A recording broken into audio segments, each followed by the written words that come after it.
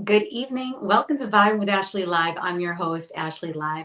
This is episode 213 of my show. So let's extend a very warm welcome to my guest this evening, Skip Martin, a Grammy and Emmy winning artist known for his role in iconic groups like the Dazz Band and Kool and the Gang. Skip's 31-year tenure with the Dazz Band saw Grammy winning success in 1982. He's received countless accolades, such as a Mobile Award and an honorary doctorate in music, along with an Emmy win in 2023 for his contribution to remaking Curtis Mayfield's People Get Ready. Guys, I'm so very excited for this interview. Thank you for joining us. When was the first time you heard or saw Skip? Was it with Dazz Band? Was it with his solo stuff? Kool and the Gang? Talk to me, guys. Tell me what's up and where you're from. And Skip will be in here momentarily. Where's everybody tuning in from tonight? We're just waiting on Skip, and then we'll get this party started.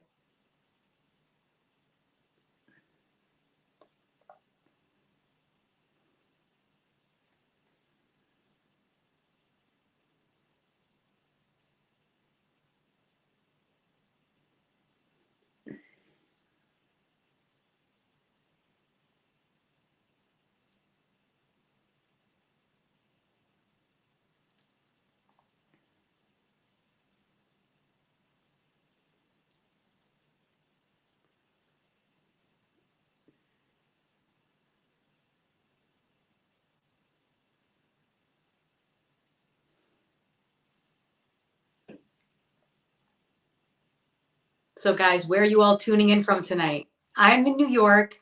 Skip is on the West Coast. What about you guys? Talk to us. Where are you guys calling in from? Or not calling in from, but watching from, because we're live right now.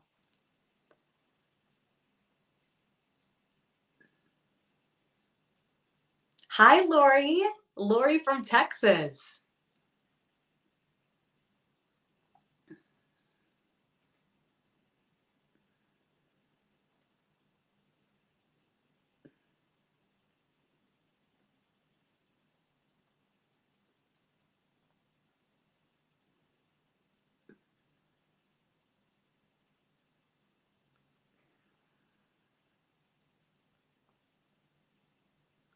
Skip will be in here shortly, guys. Just stay patient.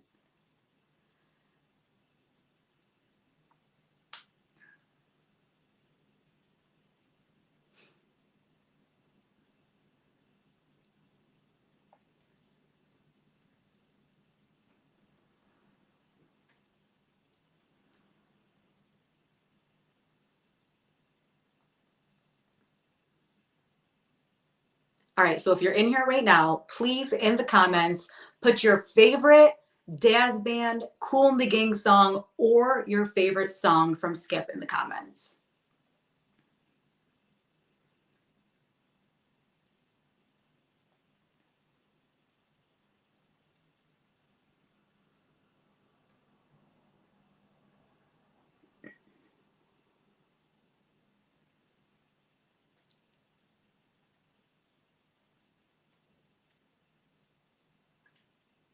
Yes, Lori, trust. I don't have any music playing on right now, but I hope you guys, wherever you are, while you're listening to this interview, you're playing some great music.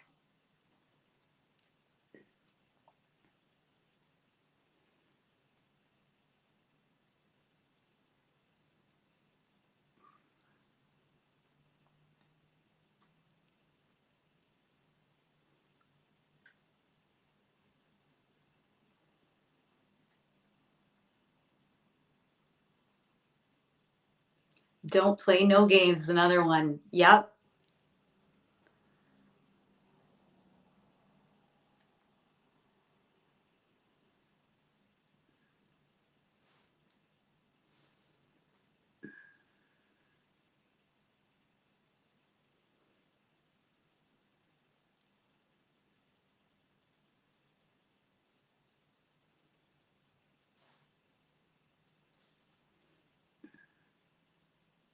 Dave from Maui, thank you for joining us. In New York right now, we're having a winter advisory, so there's actually snow falling as we speak here. So, Dave, I wish I was in Hawaii.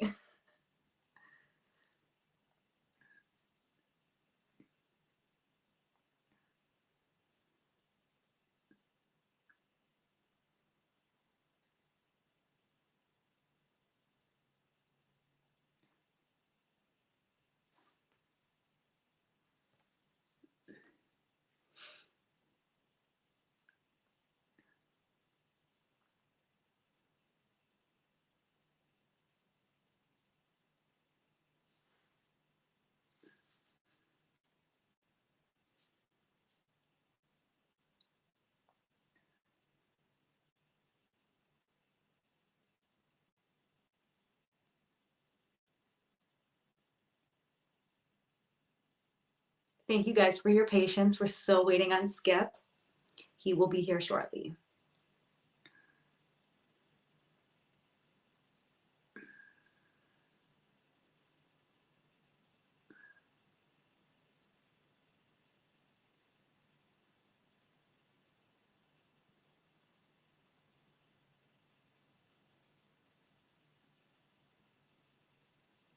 And thank you guys for your comments, because we can see your comments.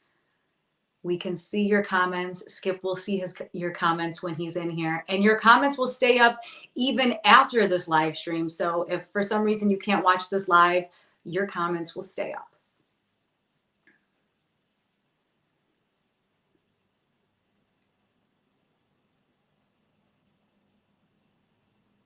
Hunter in Nashville. Wonderful. Thank you, Hunter, for joining us. Thank you so much, guys. Yes, please give Skip some love in the comment section.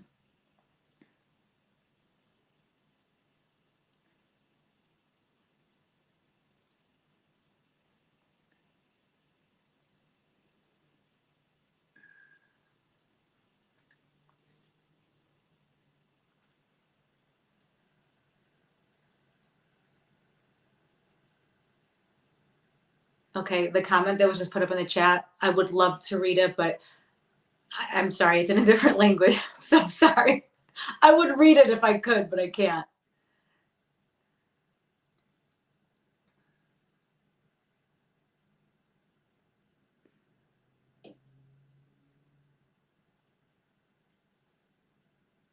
I've been following you in Japan. Yes. Skip is in Japan quite often. He told me maybe 3 times a year he goes to Japan.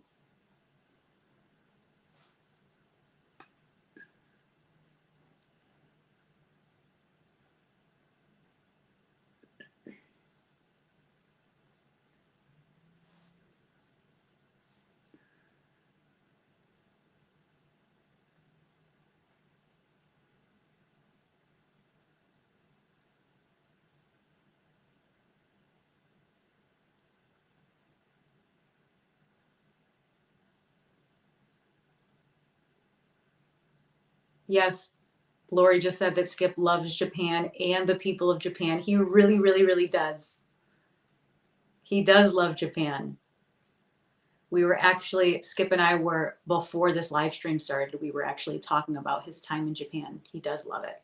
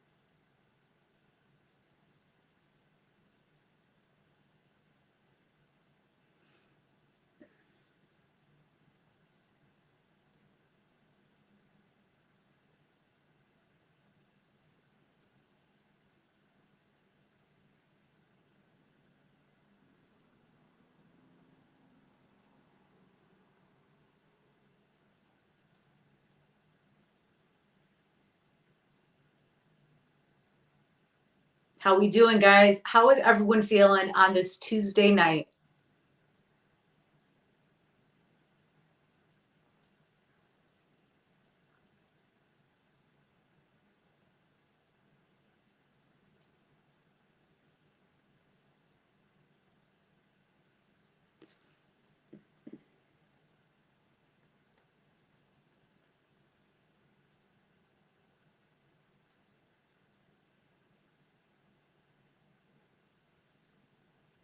Yes, Skip has supported people from all over the world.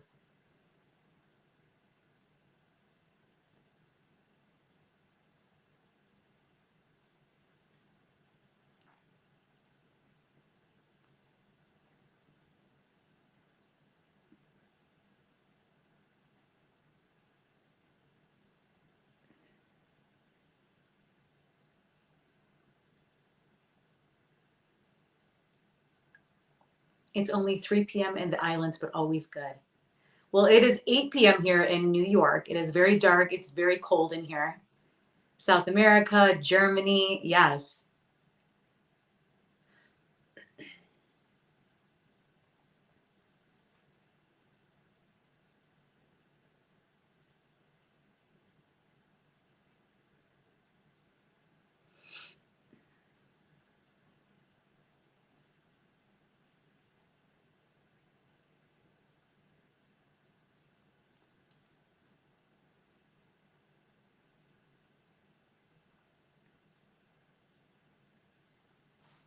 All right, Skip is in the house. Perfect. Skip, how are you? I'm great. It said I was in the studio, but I wasn't. I'm just sitting there going dum dum dee dum dum dee. It is all good. It is all good. Good. It's worth the wait. Skip, I'm so very honored to introduce you to the Vibin with Ashley live crew, and I'm so excited that we're able to do this chat together. This is going to be great. I'm looking forward to it. Yes. How are you? I'm doing well. How's your night going? I'm better now. I was like, I'm like, did she get caught up? I'm looking at myself and the pictures and all this technology and stuff. I'm learning how to use all of that, but I was here. No worries. I believe that you were here, Skip. I know that you were, and we were just patiently waiting, and we were all talking in the chat. There's quite a bit of a chat that we were talking about, but we're very excited to have you here. All right, I'm glad to be here. So I want to talk about your childhood, Skip. Can you share a particular moment that ignited your passion for music? Yes, I can remember to the day. I was 7 years old, and I was riding in a Dodge Rambler with my grandmother and grandfather. Mm-hmm. We were going somewhere, and Nat King Cole had just passed away, and he was singing "Unforgettable, that's what you are," and it sounded to me like he was in the car with us. Mm. I said to my grandmother, I said, "Nana, that's what I'm going to do." And she whipped around. She said, "What, baby?" I said, "I'm going to play music so that when I die, people will feel like I'm still in the car with them." And that's where it started for me. Wow. That's when it started. Powerful. Yeah. Thank you for sharing that story, because I think when we're in the car, when we're listening to a record, wherever we are, that music just lives on and on and on. Yeah, it measures the times of your life. Music tends to do that. You can measure when you were, your siblings were born, if you were older than they are, and Mm-hmm. your parents, the parents, when people get married, you remember that and to a song, and you have children, you remember that to the song, and divorced, you remember that to a song, and everything good and bad and in between is all measured by the sounds of our lives, the music of our lives. Definitely. Yeah. And it's so powerful because when you get married, the song that you have your first dance to, when you're graduating, your first date, whether it's a good or bad memory that sparks, Right. There's always that music that's the soundtrack to our lives. Well, yeah. And I remember just recently going to a Earth, Wind and Fire concert. Mm-hmm. Oh my gosh. And they were playing a body, dancing, and all of this, all of these, do you remember all of these songs? And I was like, wow. This is the music of my life. You Yeah. know, all of those songs, I mean, I was playing professionally at 15 years of age. So I was playing a lot of these different songs, you know, you need devotion. All of these songs I remember playing as a kid and as a young professional at 15. I started playing professionally at 15. I remember playing those songs. Yeah. And today, to be on stage and playing with different guys like Larry Dodson from the Barcades, Freak Show, Baby, Baby on the Dance Floor. I was playing these songs in bands and stuff, you know, as I was coming up, and Michael Cooper and Confunction and you know, all of these different Roger Troutman and Zapp and Charlie Wilson with the Gap Band, you know, give that again, day and night, baby. All of those things were humping and all of that stuff. I remember playing all of these things coming up in my formative years. And it's so special to be able to call some of those people my friends and legends and at this day and time in my life, you know, I just, oh my gosh. And then I remember going to Davis, University of Davis in California. Mhm. And I was playing in this group, my first professional band called the East Wind Band. They were out of Sacramento, California.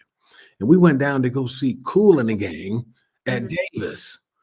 And I saw them up there playing, and I was like, wow. I just said in the back of my mind, I was like, man, one day I want to play in a band like that.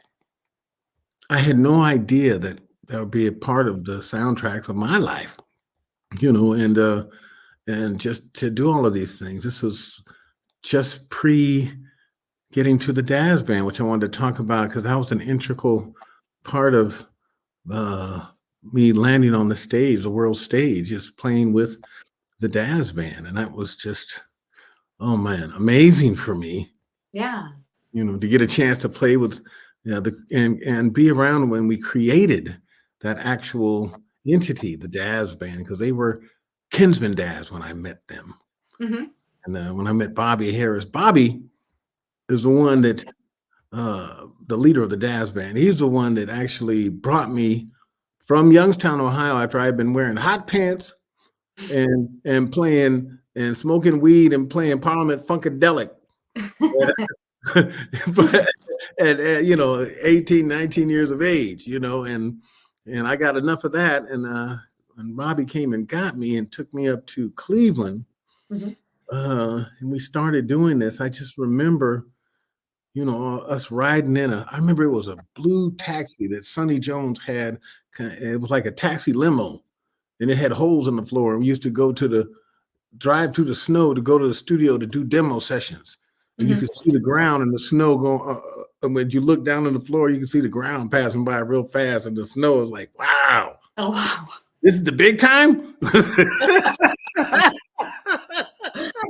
oh, oh my goodness! But you know, there's so many formative things that came out of that, and I'm glad to talk to you about some of this, Ashley, because you know, there's certain things I think that everybody has to experience in order to grab any level of success in anything. And I think, and it's got to do with C words. I Mhm. think that first C word is you have to have courage to go to an environment that's less familiar and less comfortable to make your way.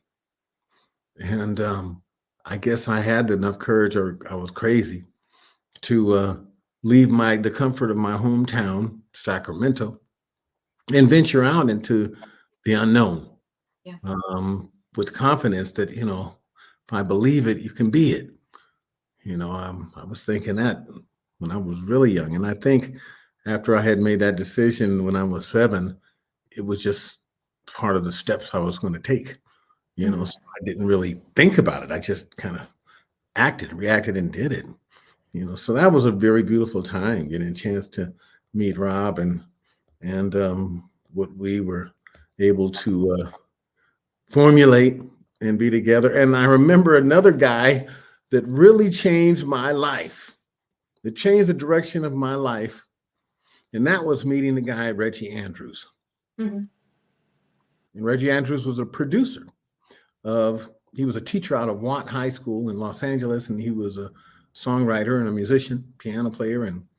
And he and Ndugu Chancellor, they wrote the draft the beginning of Let It Whip. Mhm. When we were in the studio doing Let It Whip, we had this drum machine that was playing this to keep us on beat. It was just goofing. We were playing to this, and when we got to the bridge, after I did that part, sometimes to lose, you don't want to choose. And after we sung that, bum, and Reggie looked at me across the board. He said, "Skip, give me anything." Mm.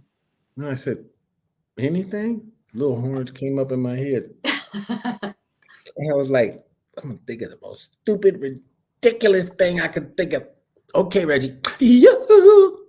He said, "Do that again on the next one and we got it." I'm like, "Get out of here, man." He said, "Do that on the next one and we got it." I said, "Okay." I'm like, back in my mind, like, this guy is just getting ready to take us into the dungeon. Oh, okay. And I did it. And that forever changed my life because it brought a tag to something that has been a staple now in R&B and Americana. Yeah. So I'm thankful for that moment. Yeah. But I love because it wasn't expected. It just came out of you, right? You were just feeling it. Yeah, and I think, some of the most incredible things that we accomplish in our lives come when we get out of the way of ourselves. Mm-hmm. Because it's already written for us. And I think where we lose it is when we try to control what's going to happen. Yeah. And really, it's right there. If you just embrace what's happening versus controlling what's going to happen or could happen, you'll get what life was meant to offer you. And sometimes it's hard to let control of, I got to be holding hold of this.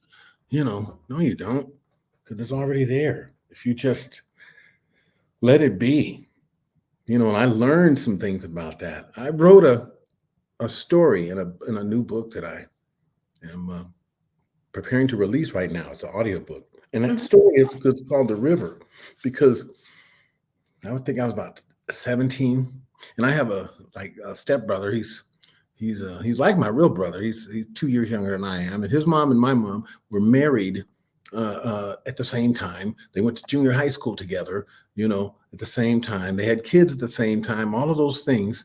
And so my auntie, she had 4 kids. She had 3 girls, 1 boy, and named Lee. And then my mom had 2 kids, a boy and a girl. And so they put the 2 of us together. We grew up together. Now, he lived in Richmond, California, which is kind of a crazy place for a 15-year-old to be coming up. And in the summertime, his mom was afraid he was going to get in trouble and get killed. So she would send him to come stay with me in Sacramento, which was about 60 miles away. Mm-hmm. And it was more in the country. And then I was playing professionally, so I would take him along with me as my little buddy. And, we'd go somewhere and do stuff. So after the summer was over, we had a great summer together. We decided at the end of the summer to take this raft and go down the river on this raft, American River, and watch the girls sitting on the side of the beaches and stuff with their tops off. That was going to be a great afternoon for 16-year-olds and 17-year-old young men. We were like, shoot, this is it. We had a few cans of beers and we had our afro picks in our hairs and our young bodies. We're going down the water, and that was a drought that year. And the river was lower than it usually is. And as we're going down the river, I heard we're getting almost to the pickup point where my stepfather, Frank, was going to pick us up. And I could hear the rapids, like, I said, Lee, we can't go down over these rapids in this raft. We're not going to make it. He says, well, I can't swim. I said, don't worry about it, man. It's going to be all right. Well, let's paddle out of the river. We started paddling, but the current was too strong. It was just pulling us down the river. And so this is that ice water that comes down from Lake Tahoe. It's like the snow water, trout water. And I said, Lee, we're going to have to get out into the water. We're going to have to kick and get out of this current. He says, but I can't swim. I said, don't worry about it. Just hold on to the raft. The water's not that deep anyway. Lee, come on, let's go. We got in the water. We started kicking, but the current was too strong. It just kept pulling us straight down the river.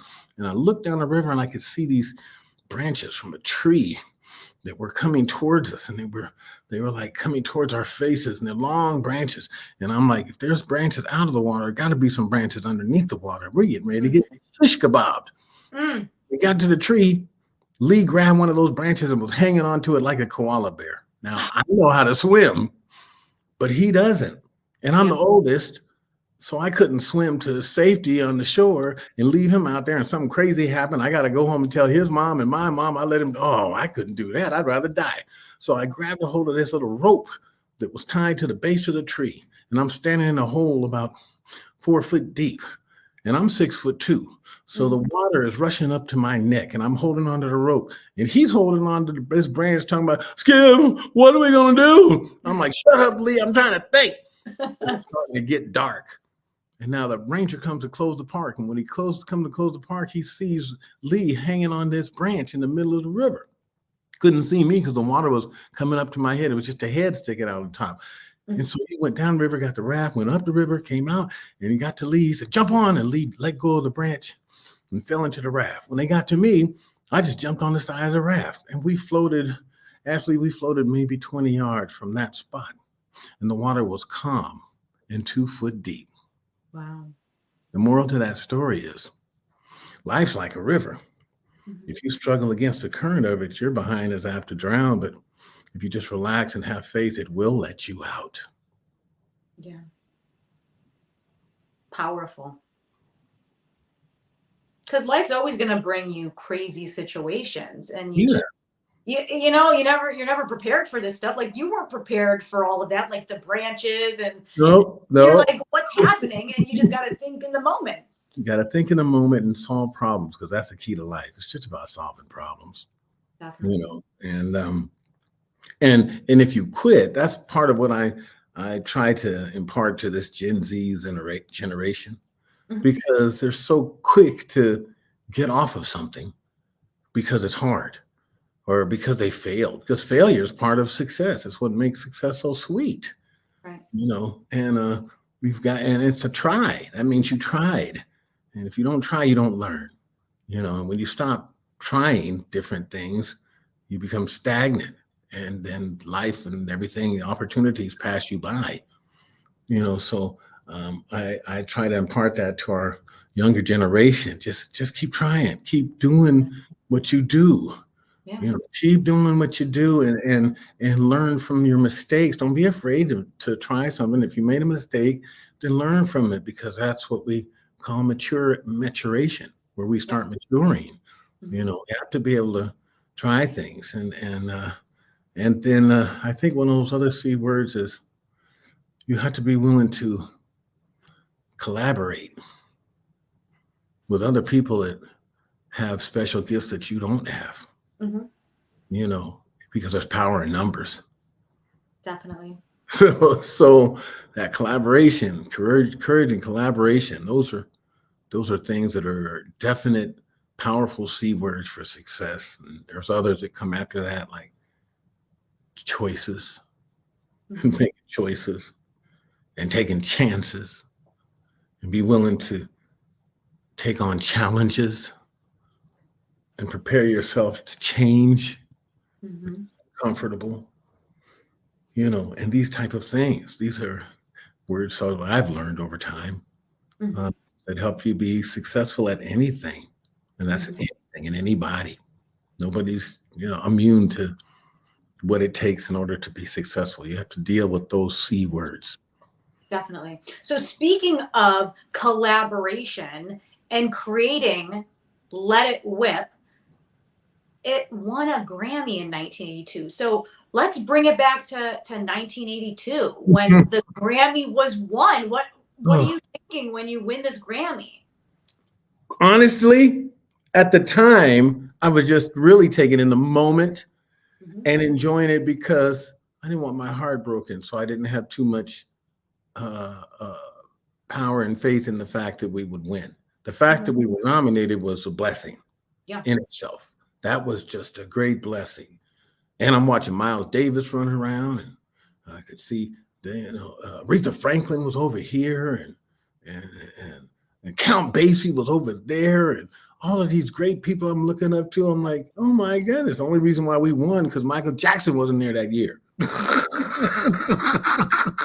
Because he was winning everything. Stevie Wonder's over here. And so I didn't want my heart to be broken. So I'm just looking around. Matter of fact, I was talking when they started doing the nominations or talking about our category. I turned around and purposely started talking to the guys from the Whispers, Walter and Scotty, because we Oh, were on wow. the road with them. They were the first band we were on the road with, and I'm talking to them, blah blah blah blah blah blah blah blah blah blah blah blah blah. I'm like, I don't want to hear it because they're going to say we didn't, I don't want my heart broken. So I'm just talking to them, blah blah blah blah. And the winner for best performance of an artist and performance by a group or duo, blah blah blah blah blah blah blah blah blah blah blah. The Dazz Band, blah blah blah blah blah blah blah blah blah. And then Scotty says, Skip, you guys won. I said, what? I didn't know we did it. I said, what? And all the rest of the guys, we were shocked like that too, wearing these black Europa suits with white shirts, with red Maori shoes and red ties. And we're all sitting there in the middle. This is before they started televising our portion of the Grammy show. Yeah. And so the auditorium wasn't quite full, but our row where we were was full. Mm-hmm. The guys automatically, we just got up and we started walking over the chairs to the front. Instead of going out to the aisles, here's 8 guys or 9 guys in suits walking over the chairs. They thought it was part of the thing. We were walking over the chairs to get to the front. We were so excited. We just, oh my gosh, we were walking over. Oh, shout. Oh my goodness. Oh, it was such an amazing time. Yeah. And then we got up there and I almost fainted. Because when we got up there, we were like, oh, that's so great. Okay. They said, wait a minute. We made a mistake. Wait. My heart just said, made a mistake. It's a tie. It's a tie between the Dazz Band and Let It Whip and Earth, Wind & Fire and Serpentine Fire. Oh. So it was a tie. So we both got Grammys, Earth, Wind & Fire and the Dazz Band that year for best performance by a group. That was an amazing moment. Yeah. Yeah. Especially because you were talking when they were everything. I didn't want to hear it. I didn't want my heart broken. I was just like, oh, blah, blah, blah, blah, blah. I was nervous. And that's what happened. That was the moment. So here's a time I'll never forget. I could tell a story a million times to be the same thing because it was real and happened. It was such a blessing, for us. Yeah. And that's so powerful because like you said, I think it's huge when a music artist or band is nominated for a Grammy, right? Because that's nomination is great. It's a huge accomplishment, right? But then to win, you're just like, wow, we are being recognized by our peers on a global scale. Like, once you get that Grammy, you're just like, you feel, right? Yeah, you feel really honored but I'll let you in a little secret.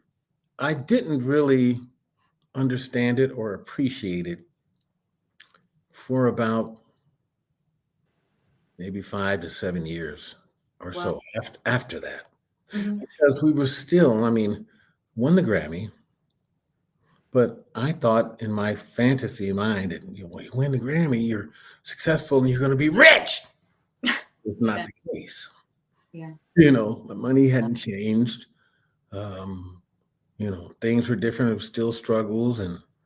And I think we went on a radio show one time with the guy named David Frankie Crocker, mm-hmm. New York. And we're on the show with him. He said, well, you guys just won this Grammy Award. So how does it feel to have a Grammy Award? Yeah. And I was a little jaded. I said, I don't know. I filled mine with water and drank from it. He said, oh, wait, don't blow it. Don't blow it. I'm like, blow what? I still haven't made more money. Yeah. I'm still going through challenges. What is it that I'm blowing? Yeah. I said, what are you talking about? I got it here. It doesn't feel much different. Mm-hmm. But later, it started coming around to me where more people are praying, man, you guys won that Grammy Award. You won this Grammy Award. Mm-hmm. And so now I cherish that moment so that I can be able to do this. There it is.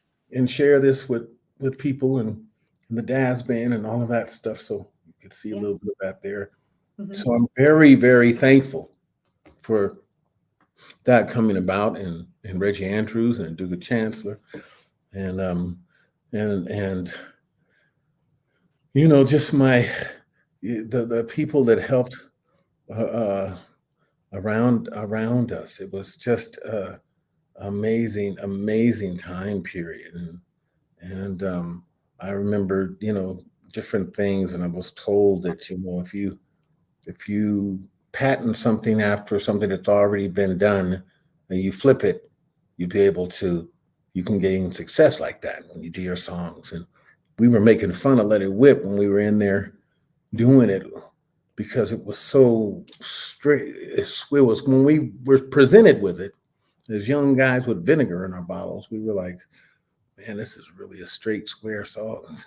The way it was just, and now we're gonna do that. We're like, that's so straight. You know what? We started making jokes. Sounds like Gilligan's Island. And then we started going, because Gilligan's Island goes, sit right down in your tail, the tail of Babel, here on Gilligan's Island, right? And Let It Whip. We had it going to want to see a whip it, show it, treat you right. Give me just a minute of your time tonight. We both are here to have big fun, so let it whip. And that's how it tied in, till we got, and myself, Kenny, Bobby, Pierre, we were sitting in the sound room trying to figure out what we were going to sing on background vocals. Mm-hmm. And the guitar player, Eric Fearman, was playing this.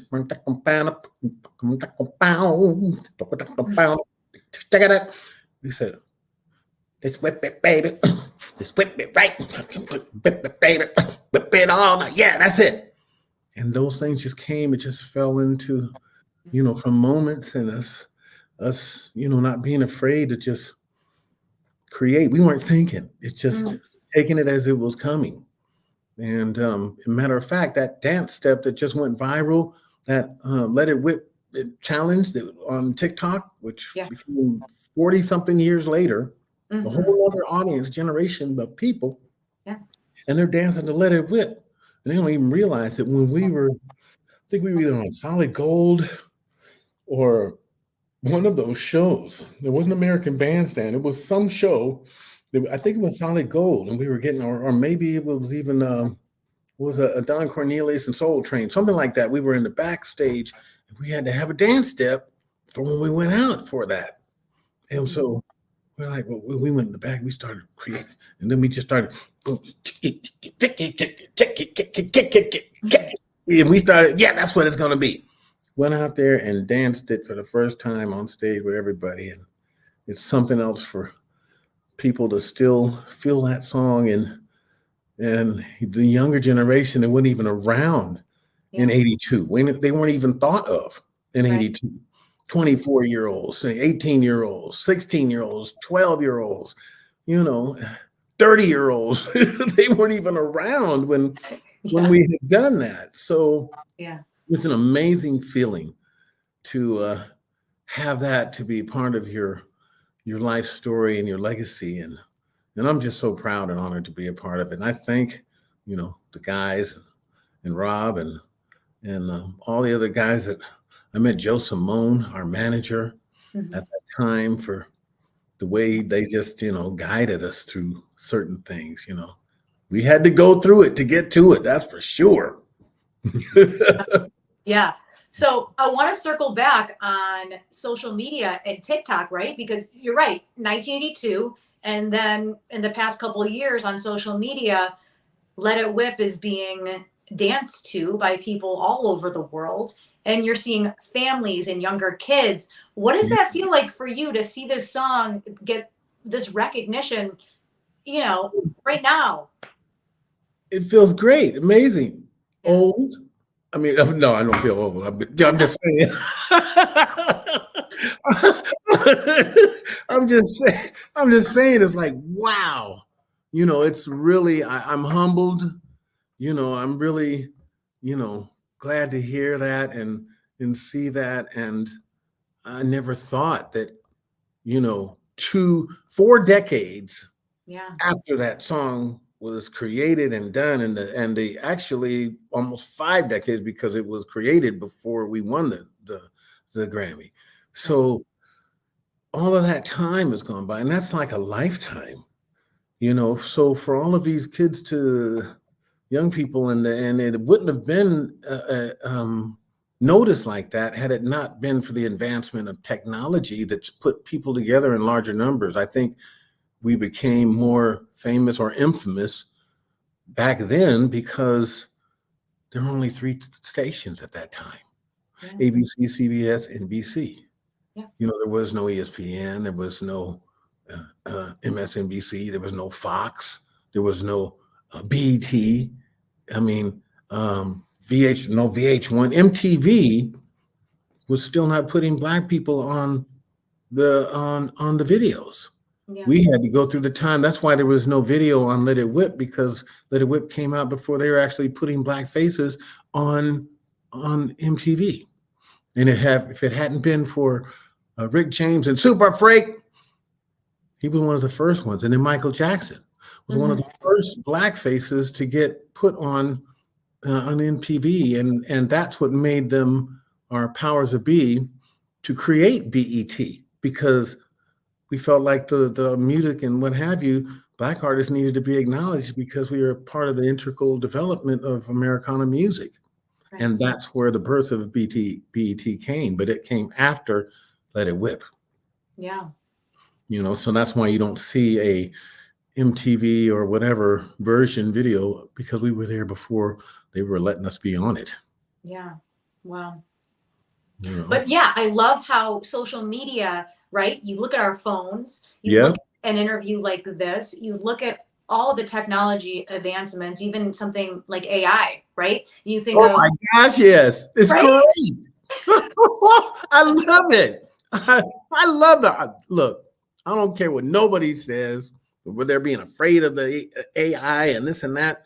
People were afraid of when they had telephones. Something's gonna happen to you when you talk on the telephone. Well, walk 3 miles down there and talk to them yourself. I'm gonna get on this phone. But yes, AI is amazing, and the technology is amazing, and we can now talk to people and communicate in real time, all over the world. I remember back then it was so difficult. Here I am on the road.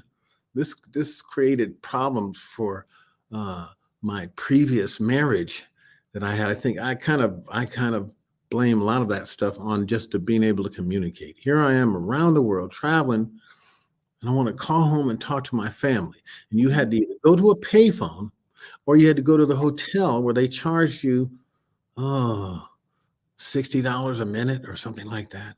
Wow. So when you're trying to call home for a 5-minute phone call, it ended up being $300. Now I want to talk to my family 3-4 times a week, and the money that I'm making playing was spent on the phone call, so I had to limit the phone calls. I go, "Hi, baby, how you doing? I miss you so much. I love you. And we're in Rome right now. And I was put the kids on the phone. Hi, kids, how you guys doing? I love you, Dad. I love you. We're gonna have fun when I get home. Okay, put your mom back on phone, baby. I love you. I miss you. Okay, I'll talk to you later. Bye." Oh my gosh. And that's what we had to do just to communicate. Yeah. Now I can get on the phone and go to WhatsApp or Messenger or something of that nature, Signal or whatever, and call people around the world for free and communicate. And that was a hard thing when, you had to leave home and you have a 1 pound, 15-ounce premature baby, and my wife has to take care of him and go through all the stresses while they're giving him Adderall and this and that to try to make him grow fast, and steroids so he can catch up to everybody else. And he's going through pneumonia and sick, and the wife's missing you, and you can't talk to her long enough to even have phone sex, so it's like, what are you going to do? So it was really a difficult time to communicate and be on the road with success. And those are the challenges I had to deal with. And other successful musicians or anything, not just musicians. If you're successful, success is a double-edged sword. People closest to you pay the biggest price for your success. That means the more successful you are, the less they get to see you. They saw you evolving, and that's a true fact. I had learned it, firsthand. So that was a difficult part of the successes of, being successful, so So, but I'm very thankful for those challenges and those experiences because they gave me stories that I can tell and share with people like yourself, so people get another idea, another view Of of what course. it really is about. You Yeah. know, it's not all about the glory and the hoopla and the caviar and champagne. Yeah. Drinking, eating it out the jar. It's all those other things that go along with it. I think it's we call it yin and yang. Definitely. Right. You Yeah. Because know? some people see celebrities as this way and they're like, oh, I want to be a celebrity. They have it all made in the shade. And you're like, no, like this is the reality of what's Right. going on. I'm traveling. I don't see my family. I can't speak to my family. Hmm. People think I make a certain amount of money. I'm not making that money. Like it's just, there's all those ebbs and flows with all this. But another thing, you were in another successful band, Cool in the Gang. Yes, that was a blessing as well. I mean, I had no idea after I had that premonition, or I was like, I want to play in a band like that. And I was back at UC Davis. Yeah. But after I had taken a hiatus, I came out of the Dazz Band. I mean, there's a lot of things going on, a lot of things that happened with the success. All of the down pulling things. All of the ploys. The devil tries to bring you out of success and make you slip up on your game. The more you become successful, the more he creeps in and tries to get into your world. And like, no, I'm gonna take that away from you. So there were a lot of things going on, and I wanted to do things. I had ideas. I always had ideas, and I wanted to express those ideas. And I felt like I was handcuffed, and everything was going through one channel, so I couldn't really get it out. So I'm like, well, let me just you guys, I want to do it this way. I want to do some solo things. I want to do some other stuff. I want to create some different music. Well, no, don't do it. No, I got to do it. I'm going to keep doing. So I tell you, I'm going to step out of this for a minute and see what happens. I'm going to take a chance, which is what I did. And I got married, and I had a son, and I went home for the first time after I had left Sacramento chasing my dreams. It had been 11 years since I had been home. And I went home and had my son and this and that. And I'd been there for, going to see him every day in the hospital. His name is Scooter, by the way, because Scooter was born 1 pound, 15 ounces. And so we had to go see him in the hospital every day in the incubator. And he couldn't eat because he was so small. They had to put a tube in his mouth to intravenously feed him constantly. And so we go there and just to hold him and talk to him and touch him and kiss him and all of that. So we're doing that every day and having time with him. And I remember we would go and see him, and I had to come out of the hospital. He was still in the incubator. And when we got to the door, I would look back in the incubator, and he had scooted up against the glass trying to get a rub. And I said, Scooter, you're going to make it. So I can see you're going to make it. So that's when I got a call about 3-4 months later from Kool in the Gang, because we had been on the road, Dazz Band and Kool in the Gang. We opened for Kool in the Gang. And so that's how I got a chance to meet those guys, and we established some kind of relationships. And that's how I ended up getting the call. And I thought it was that JT had left Kool in the Gang around the same time I had left the Dazz Band, and Kool in the Gang called me to see what I wanted to audition. And I told my mom at that time, I said, Mom, Kool in the Gang called me and asked me when I auditioned. And she just fell on the bed. Oh my God. Oh, baby, you got what? I'm like, Mom, they just called me for an audition. I probably won't get it, but it's they called me for it. Oh my God, you gotta go. And then she got serious. She said, wait a minute, baby, wait. She wiped her face. She said, you know what? You're gonna get that job, but you're not gonna be the first one they call. She's so right. Yeah. Because they called me and said, yeah, we're going to do this. And I didn't hear from them for about 2 months. Wow. And they said, well, we took this other guy out there and it didn't work. Come on, Skip. I'm like, wow. And I went in and I started auditioned and I started singing. I didn't even audition. They called me and they put me right in there. I started working on learning how to dance and sing, which I didn't know how to do. I'm not the typical black guy. People think that every black guy knows how to dance. That's not true. I'm a living example of that, So I could do dance steps with the guys, but Then I had to do more dancing on my own in between, like Usher, and learn how to do all these different steps and stuff on my own. Yeah. And I'm playing trumpet. I'm singing. I've got 2 left feet. And I remember they put me in and started having me learn that stuff. And there was a lady they had. Her name was Beverly Brown. Beverly Brown was our choreographer. She had 10 of us dancing like a machine. Everybody had their parts and everything. And she was and she could just do this. And I couldn't even copy her and do that. She was so amazing. Yeah. And I'm like, Bev, I'm having a hard time. And she just looked at me one day. She said, okay, Skip, if you ever get stuck, I want you just to stop and pose. Mm-hmm. And I said, like this? Like that? She said, yes, just pose. I said, like this? She said, yeah, like that. I said, okay. So now here we are. I'm 8-10 months into playing with Kool and the Gang. And we're playing at Madison Square Garden. 40-something thousand people, sold out concert with Kool and the Gang and Earth, Wind and Fire. It was packed. Yeah. And here I am dancing. And we did our show. And afterwards, the New York Times did an article review. And they said, Kool and the Gang's got a new lead singer. He does more poses than the Statue of Liberty.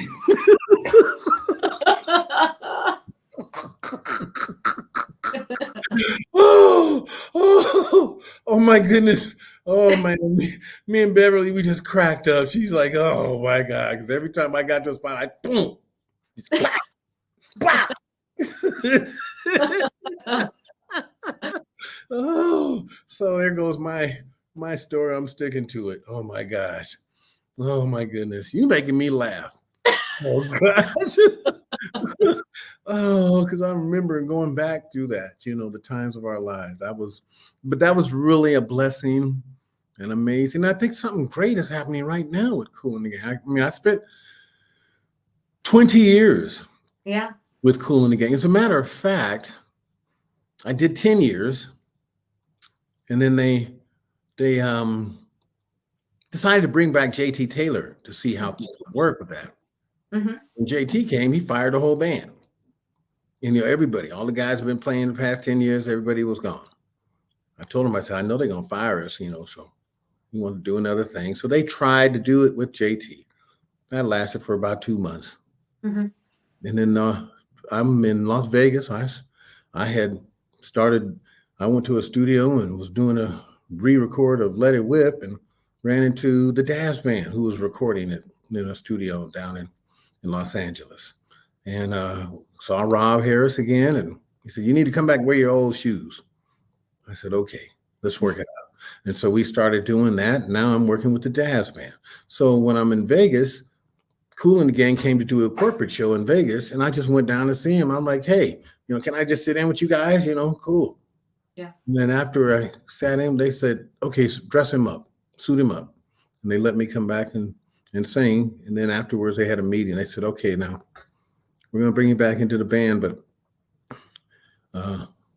we got another guy who's going to sing. I said, well, look, I would love to come back, but I'm playing with the Dazz Band now, so I can't be here on all the shows. Yeah. They said, okay, we got another guy, Sean over here. We got him singing. So, it's okay. I said, okay, cool. So I could do the horn parts and play and all of that stuff. And then I started doing the Dazz Band in, I think, 1997 till 2007. So I was doing Kool and the Gang and the Dazz Band simultaneously for that next 10 years. Wow. And it was a great blessing, a great time. Yeah. My coup de grace, one of my special coup de grace was one night we're playing a New Year's Eve at the show, I think, in Las Vegas, on the main stage in old Vegas, downtown Vegas, on Fremont Street, on the main stage. And here it was, something that happened to us before. Dazz Band opening up for Kool and the Gang. Only difference was this time I was singing lead vocals for both the groups. And I sang the lead vocals and played trumpet for the Dazz Band as we opened it. Yeah. And then I'm tiptoeing back to my dressing room because I didn't want to get no stuff. So I'm like trying to go back into the dressing room all quiet and everything. And they say, hey, Skip, come here. I'm like, oh, here it comes. What? Okay, well, now you just sang the whole show with Dazz Band, so we can't have you come up here and sing the whole show with us either. Yeah. So we're gonna let Sean sing it, and then you just play horn parts and what have you, and then do it on the side. I said, well, same money. They said, same money. I said, okay, cool. And it was good. And we did our show. I think they let me sing Cherish that night. Yeah. But that was a major coup de grace and a major moment, because what it really was, it was exhilarating, and it was also heartbreaking. Heartbreaking in this, exhilarating because I was there to be able to be on this profound moment playing with both of these legendary groups. Right. The heartbreaking part of it is the loneliness of it, because I'm on stage and none of those people that saw me evolving were able to be there to see me do that. Mm. And so that was the heartbreaking part of it. I'm like, wow, I wish so-and-so could have seen it. I wish my mom could have seen me now, or my dad could have seen me now, or my sister or my kids could have seen me now. So, but that's all goes along with the success. Is a double-edged sword. Yeah. Well, thank you for sharing that, because I feel like with both the bands, you were juggling so much, right? And you were traveling and you were creating, and you're doing all these amazing things for your musical career, but you're missing out on all this personal stuff that you really can't get back. Right. And I committed to that early. Because subconsciously, I just kept it in my, oh, I lost you. Are you there? I'm here. Something happened. So let me see. You're good. Can you see me? Yes, I can see you. Okay, I can't see you anymore. And I don't really know how to re-engage it. But as long as you can see me, we're fine. I'm not going to touch anything. Don't touch anything. I can see you and I can hear you. All is well. Okay. All right. So I was where was I before the screen changed? Oh man, I lost my track. Just before the screen changed, something happened. And what did I just say to you last? We were talking about you performing with both the Dazz Band as well as Kool and the Gang, and how you had all these musical amazing things happen, but you missed out on all this stuff in your personal life. Yeah, I missed a lot of personal things, but I had it in my mind when I decided to do this in the first place, that was just going to go along with it, and I was bitten by the gift that I had been given so long ago when I was so young. I was just bitten by it. So I just said, well, that's what it's going to have to be. And I just accepted it and took it. But I learned more about all of those things as I got older and evolved. And I'm just so thankful that I was able to feel both the amazing things and the heartbreaking things. A lot of people don't understand that being a star or successful or what have you, what you're doing, there's a lot of loneliness that comes into that. There's a lot of one-on-one that you have to deal with in order to be that. Kids don't realize when I'm playing my trumpet and I'm playing and doing these things, that how many times I had to fail a line before I got it right. Hundreds of times. Yeah.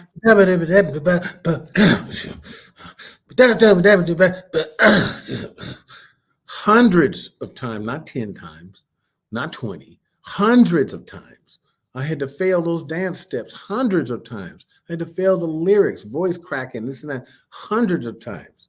I had to, at a certain point, after so many shows with Kool and the Gang, I had to go and get a vocal operation to remove a nodule for trying to sing over those bands when you're all excited and they got electronics and you don't.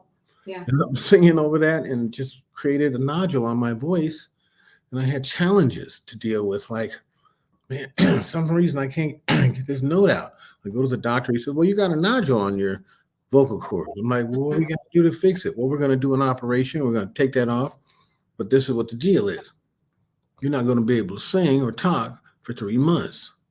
And I'm Wow. like, "Well, what am I going to do?" He said, "And if you talk and what have you, you're going to lose it all forever." Hmm. Oh my gosh. So I remember my little kids. I remember one time my daughter was like 3 years old. She was running around and she was doing something she wasn't supposed to do. And I'm trying to get her attention, but I can't say anything. So I wrote this thing down on a note, said, "Bring your butt over here and sit down." And I showed her the note. But she could talk. She couldn't read. She looked up at me and she said, "I can't read," and turned around and ran away. I was like, "Dude." Oh. Oh goodness. Oh, I can't read that. I'm like, okay, you're right. You're right. So I had to learn. But those were some great, amazing, times to go through. And I really appreciate you, Ashley, for giving me opportunity to kind of share some of these stories and go back into some of these things so that some of your listeners and my friends and families that may be listening right now, to know that I do remember and I do appreciate the effort, and I do understand, and I feel what they were feeling when, I'd say, "I only got a minute to talk to you. I got to go," Yeah. that kind of thing. So I really try to give back on that. As a matter of fact, that's where I learned about the double-edged sword, because my hometown, like I said, is Sacramento, California. And I came back home. I saw on my calendar, on my schedule, that I was going to be playing in such a such in I was going to be playing at the Memorial Auditorium in Sacramento at such and such a date, and I had 3 months worth of dates on my calendar. And so I called my mom and I saw we were going to be in Sacramento. I said, "Mom, I'm going to be in Sacramento at such and such a date." She said, "Baby, that's fine. I'm going to cook you dinner." I said, "Well, Mom, that's going to be great." She says, "Yeah, I'm going to make you dinner. As a matter of fact, I'm going to make dinner for the whole band." I said, Aw. "Mom, there's 15 of us." She said, "I'm going to make dinner for you." So we did Philadelphia, did New York, Madison Square Garden. We did this place, Florida. We did this place, Chicago, Detroit, Louisiana, Houston, the Astrodome. We all did all these places and worked our way back to the West Coast. When we got to the West Coast 2.5 months later, we were finally in Sacramento. And I was so glad to be there because Mom made dinner for us. I'm so happy. And we're then getting ready to do this thing. We do our show. My family comes. Everybody comes to see us and all of that. And it was great. And then after the show, our road manager came to us, Andre O'Neill. He said, "Hey, guys, listen up, listen up. Okay, so we just got a gig in Albuquerque, New Mexico. And it's a 14-hour drive. So we're not going to go to the hotel rooms. We're going to go straight to get on this tour bus, and we're going to get out of here this 14-hour drive." Now I got to walk to the telephone booth and tell my mom that we can't come to dinner. She's there getting the house ready with my sister and my stepdad and everything getting ready. And I got to call her and say, "Mom, we got to go." I called her. I said, "I'm sorry, Mom. We just got this gig in Albuquerque, New Mexico. It's a 14-hour drive." She's like, "Well, baby, that's all right. We'll eat the food." I said, "But Mom, you made food for 15 people. She said, "That's all right, baby. You go do what you had to do and we'll eat the food." And I was like, oh my gosh.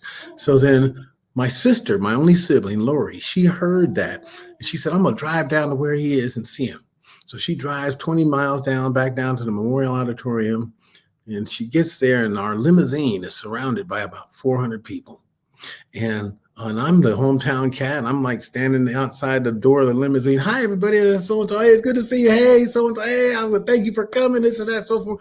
Then I saw people moving abruptly, like boom, boom, left and right, just moving. Like it was my sister breaking through the crowd like a linebacker, just moving people. And then she got all the way up to the car, and the bodyguard stopped, and I saw her, and she saw me at the same time. And I said, "That's my sister." She said, "That's my brother." The bodyguard said, "No, well, we got to go. We're going to Albuquerque." I said, "Let her through." He says, "Well, we only got 2 minutes." I said, "Let her through. You working for me." He said, "Okay." So he let her through, and then everybody looks at us in our mouths. And I looked at my sister. I said, sis, I'm so sorry, but we got a 14-hour drive. We got to go to Albuquerque, New Mexico. Yeah. And she just looked at me, these big brown eyes, and she blinked her eyes. And when she blinked her eyes, she just said, that's all right. It's okay. And a tear came down her cheek, and it ran down to her chin. It got really big. And then it seemed like it fell in slow motion. And when it hit the ground, it was like a cymbal crash going, psh. And that's when I looked up at her, and that's when I realized that success was double-edged sword. The people closest to you pay the biggest price for your success. Wow. Thank you for sharing that story. That is, especially because see your mom and you wanted to spend that time with your sister and you couldn't. My family, yeah. You had that gig that you had to go to. Yeah, it was amazing, so there was, wait, come here. And while I'm talking to you, you can see me, I can't see you. But this is my buddy here. Oh, this hi, is Sydney. baby. Hi, Sydney. Say hello, everybody. He's like, Daddy, you ain't taking me out. You ain't playing with me right now. I know, but I'll get you later. Okay. All right. So, any rate, while I'm home, even my dog says, where you been? Yeah. I'm in the bed trying to get up in the morning. He's laying on top of the bed, on top of me. Oh my gosh. So it's like, okay, I'm gonna lay here till you wake up. Yeah. But this is a blessing. Everything's really good. I'm just so fortunate to have all these other things. And let's talk about this 2023 being such a great year for accomplishments and things. Yes, because you won an Emmy. So talk to us about that. How does it feel to be recognized? You mean this right here? Oh, yes. Oh, don't play no games. Okay. This was another blessing. And blessings come, I think, when you're doing things that are selfless. Yeah. Because I wasn't thinking about me when I got this. Mm-hmm. As a matter of fact, here's a water bottle that's been endorsed to me by a company called Core out of Holland. Mm-hmm. And they made a commemorative bottle for the people get ready. So I was able to give this to the 29 artists that I put on this particular project. And it included the Dazz Band, As Yet, Royal Band, he did Color Me Bad, Robert Cool Bell, from Kool and the Gang, Maxie from the Mary Jane Girls, Tom Schumann from Spyro Gyra, Howard Hewitt, from John P. Key, Pastor John P. Key, Stephen Meyer from the Vienna, Austria Philharmonic Orchestra, Neil McCoy, great country and western, Ray Parker Jr., Steph Payne, singer out of Las Vegas, CeCe Peniston, Tony Terry, Allison Williams, Reggie Calloway from Midnight Star, Kevin Shallenfat from Storm and Journey, Darkest, Taylor Dane, Jay Chan, John Elefante from Kansas, David L. Cook, Dougie Fresh, and Stevie Wonder on harmonica. Okay. All of these people came in to help me do this thing because I got pissed off during COVID. Mm-hmm. COVID, we had everything shut down. And here I am, I couldn't play, I couldn't work for the first time in 40-some years. Nothing was on my calendar.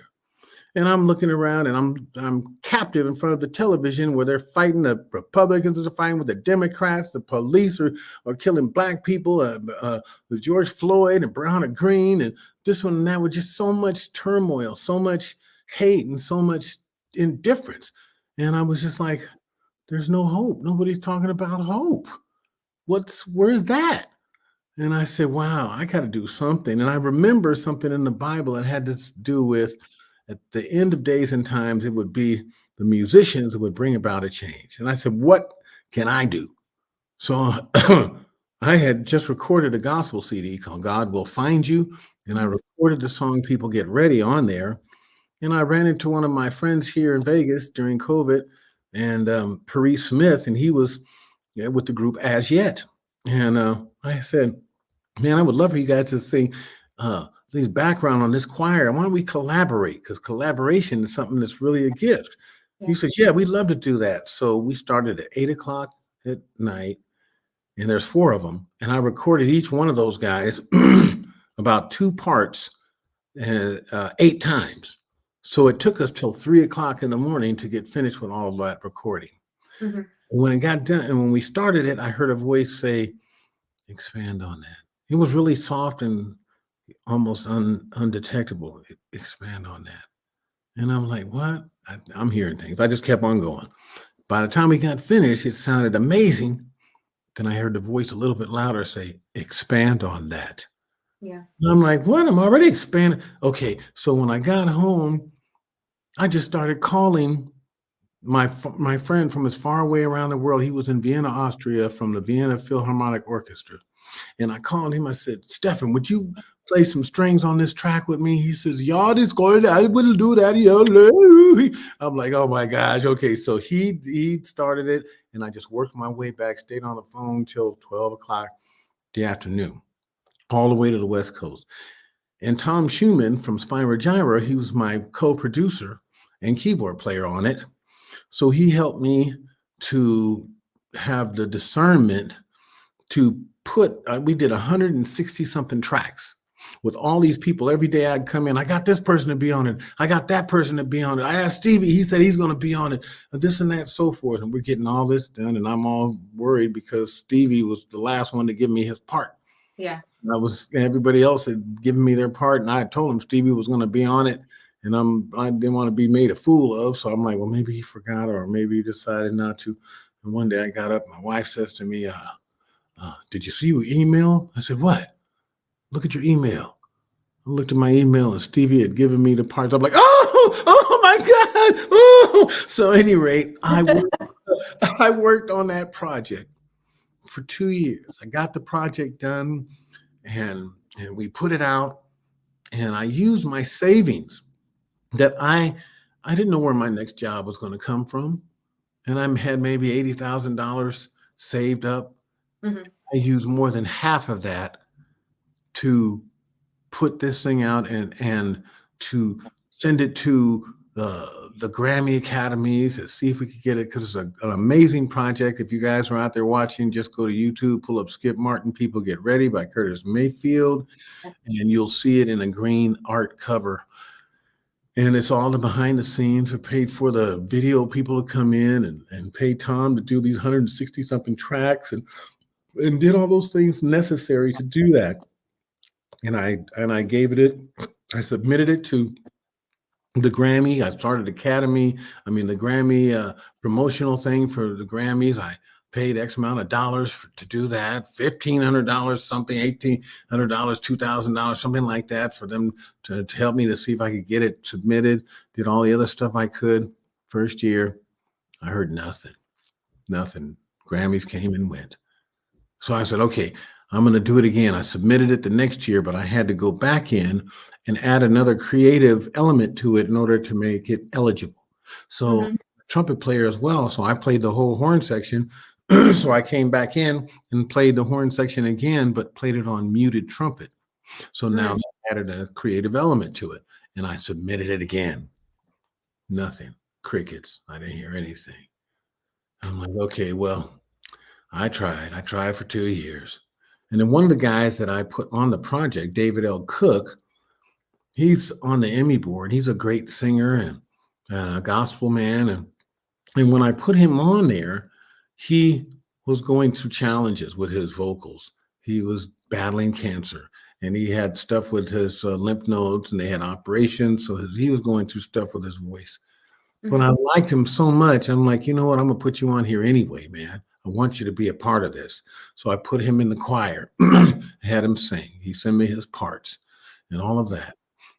And then later on, he said, well, Skip, why don't we just take the song, because it's a great song, what you did, and let's submit it to, try to submit it for an Emmy Award. You got a great video and all this stuff, so let's submit it. Long story short, he submitted it, and we got the nomination. And now I'm playing in somewhere in Japan. And I'm on the largest cruise ship in Japan, doing my first tour on a cruise ship. And I was laying on my bed watching the water, and I was trying to look at my computer to see the show that was in Atlanta where they had the Emmy show. That version was in Atlanta. And I'm trying to watch it, but I couldn't see it. So I'm trying to lay on my bed. and see if it would come. And I got a knock on the door. It's my manager. She was come over there and said, "Are you watching? You look at to see if you could see it?" And I said, "Yeah, I'm looking at it." She said, "Well, let's look at it. Look at it." And I pulled it up. I couldn't see it. And I said, "Well, I'm just going to try to get the chance to see if I could get this to, to come on." And then I got a call from Stephen, and Stephen was calling me from Atlanta on the cell phone on WhatsApp. He said, "The auditor, did you hear the news?" I'm like, "What news?" "We won the Emmy Award." I'm like, "Get out of here." I just started crying. Like, oh my God. It just was a moment that was so, I was just so full. I'm like, Yeah. "Thank you." And it wasn't for me. The reason why I did this is because it's the most profound project of my life, because it wasn't about me. It was about us. And Yeah. that's what made it so brings tears to my eyes, even today. So I'm Yay. very thankful, very, very thankful. And I want to advise people out there that are listening and being a part of this that, that's just the way it goes. You get more when you do it selflessly. Yeah. Do something for somebody else. Do those random acts of kindness for somebody else. It's going to fill you up immediately. And then it's just putting that energy into that universal mirror that reflects what you put into it. And that's what you're going to see. I love that. Just selflessly do things with kindness, because when you do that, it means so much more than if you're just by yourself doing it for you. But when you're doing it for a community of people, it's so Yeah. much greater and it has a better effect. Yep. Anything but yourself. You're doing it because this makes this better. It needs to be done. Fill the pothole, give the man a bottle of water. Stop and give that person that $5. You got $50 in your wallet. Give them $10. Yeah. It's not going to make or break you. It could make you, but it's not going to break you. Right. So that person needs it. So see those things and do things for others and watch how the universe, God and the universe, will bless you. That's an amazing concept, and it's not always easy to admit to it, but I'm Yeah. giving you a testimony right here that will happen. I also actually I have a testimony about something else, and this is for the men that are out there listening right now. Mhm. Men that are listening right now, I want them to listen to this. And my metaphor is, go get your oil checked. Okay, so now we have cars. Men, we have our cars, and we have that little clear thing on the top left corner of our car, tells you when you need to go check your oil. And you do that on a regular basis because the mileage is there, and I got to go change the oil because you want to extend the life of your car. Right. Well, I had started making sure that I would go in every year and have my blood tested, which is the Mhm. metaphor for get your oil checked. And I had my blood tested back in the beginning of 2023, maybe late part of 2022. And come up, my doctor told me, "Well, I want to talk to you about something. Your PSAs are high." "What's wrong with my PSA?" "What's the PSA?" "That's letting us know what's going on in your body, and we think you have cancer." And I'm like, "What?" He says, "We think you have cancer. So what we're going to do is we are going to," can you still see me? I can still see you. Yep. I said, "What are we going to do?" So he says, "Well, this is what we're going to do. We're going to check, see if it's gone anywhere else, and blah, blah, blah, so forth." So I said, okay. So since they checked everything and hadn't gone anywhere else, okay, we're going to do this operation. My advice is just to remove your whatever that thing is, my prostate. Just Mhm. remove your prostate. I said, okay. So I did this on August 22nd of 2023. Oh, Skip, we can't see you. I can hear you, but I can't see you. Okay, well, as long as you can hear me, I don't know why, because my computer right here. Okay, can you see me now? Yep. Okay. Sorry, I didn't mean to cut you off. Yeah, I knew That's you fine. were, but Right. So what ended up happening was I went and I had my prostate removed, and after that, I've been in 3 times, and we're right now in February now. Mhm. And so for the past since August, I have been cancer free. and it's gone. So I just wanted to let and give a testimony to the men out there that are afraid because they're going to put the two fingers up your butt and this or that, so forth. Get over it and go handle whatever needs to be handled, because there are people that love you. And if you get your oil check, you find out everything that's going on in the car without having to go through those uncomfortable scenarios. Wow. Thank you so much for sharing. That's such a personal story. And please, men, women, whoever is watching this, please go get your doctors, set appointments up with all your doctors, because your health is so important. We need you here. Your family needs you here, and health is wealth. Yeah, exactly. So I just wanted to pass that on along with all these other things that I've been sharing with you. But thank you for the opportunity to be able to share this stuff. Of course. Be myself and that kind of thing. And then just look out for, okay, so can we go to 52 Fridays? 52 Fridays. Let's talk about it. Okay, 52 Fridays is a crazy, crazy idea I had, because I have I've recorded on about 62 albums in my life. And I've got a lot of songs that a lot of people haven't heard. So I just had this idea with the technology to put a new release out every Friday on every digital platform, that is YouTube, Spotify, Pandora, this and that, every Friday for the next 48 Fridays in this year. For 1 year, I'm releasing a new single with new covers, with new artwork, with all the whole 9 yards. So go to Spotify, YouTube, this one and that one, and check out every Friday my new release.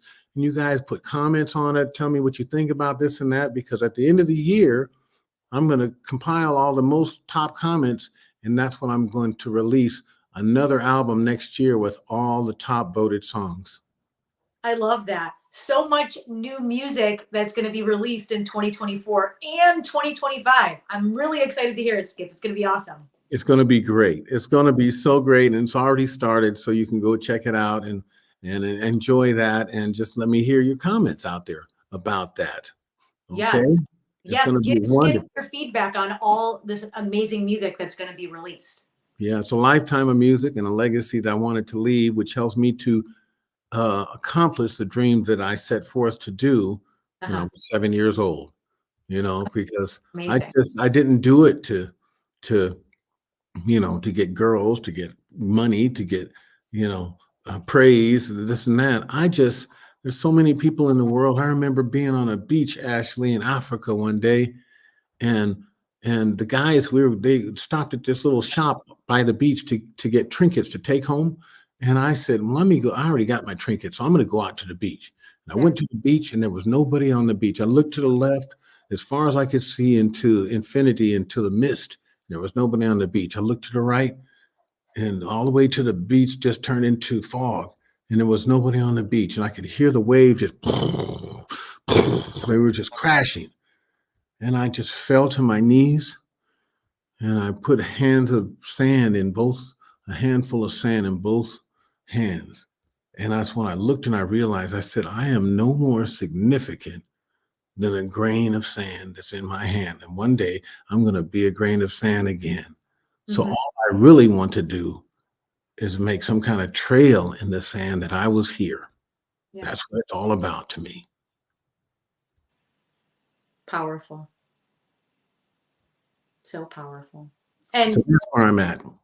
Speaking of sand, a couple days ago, Kool and the Gang got nominated for the Rock and Roll Hall of Fame. What's your thoughts on that? That is just, it's such a blessing. And I'm so happy for them. Yeah. Well, for Kool, because everybody else is gone. Yeah. But I'm happy that I've had a chance to live and experience being a part of a legacy band and being up there playing my trumpet while the guys are all standing around me. Most of those guys are gone. There's only one guy that's here, and that's Kool. The rest of the guys that were the foundation of that sound are all gone. They died in this last 5 years. And I'm sitting over there playing Jungle Boogie, and we're doing this Jungle Boogie, and Kool is and the guy's playing guitar, and the drummers,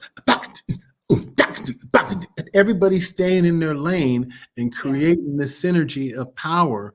And then they just looked at me and said, "Go, Skip." And I'm getting to play my trumpet on my mute, and I'm soloing over that.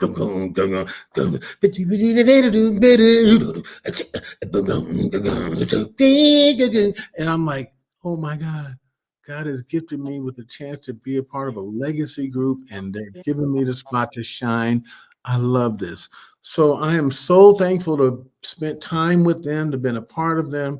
And the band deserves to be in the Rock and Roll Hall of Fame. How many bands in the world have, so many songs that I can go to any country in the world and somebody knows those songs? Yeah. I've been to 70 countries. I haven't been to one country that didn't know Celebration or Joanna or Cherish or Hollywood Swinging or Get Down on It, or Ladies Night. Come on, so that is such a blessing, and they deserve it. They deserve it. So I'm so proud to be able to say that I've been a part of that legacy and played with it. And that's a really, I give it to them, but I'm just so happy to have been a part of that family. Yeah. Congrats. Because when I heard the news, I was so excited. And guys, please vote daily for them to receive that award that they really deserve. Yeah, that's a beautiful thing. Yeah. So Skip, that's all the time that we have for this evening. But before I let you go, do you have any final words for the room? Anything else that you want to get off your chest? I just want to tell people, please look out for my new book called Fables of a Paid Piper that's going out digitally. It's an audio book. And just remember, kids and young people out there, what have you, there's nothing that is impossible, because possible came first. Love it. So beautiful. Skip, so very honored for you to come on my show. Please come back anytime. I just feel like you have endless amounts of stories. Let's do it tomorrow. Okay, I'll see you tomorrow, everybody. No. Skip, I know how to contact you. We will. I feel like we've only touched like 2% of your story. Oh my goodness. Okay. Skip, this was so amazing. Thank you so much for your time and your stories and your honesty and your words of wisdom and the music and the legacy and 52 Fridays and the new book coming out. It's so amazing. And guys, if you don't already, please make sure to follow Skip. New music coming out for 52 Fridays on Spotify, Facebook. Where else can they find you, Skip? Pandora, YouTube, Amazon, all the digital platforms that you can think of. Beautiful. Okay? Thank you so much for this time. Okay. Of course. Thank you so much, Skip. Guys, if you don't already, please make sure to follow Skip, see him out on tour, support him. And guys, if you're new here, I'm Ashley Live. This is Vibin with Ashley Live. Make sure to like and subscribe this video here on YouTube, and we will see you next time. Guys, be good to each other, be kind, and Skip, we love you. Thank you so much. God bless you. Thank you very much, you guys. Take care. Thanks so much. Have a good night. Bye-bye. Bye.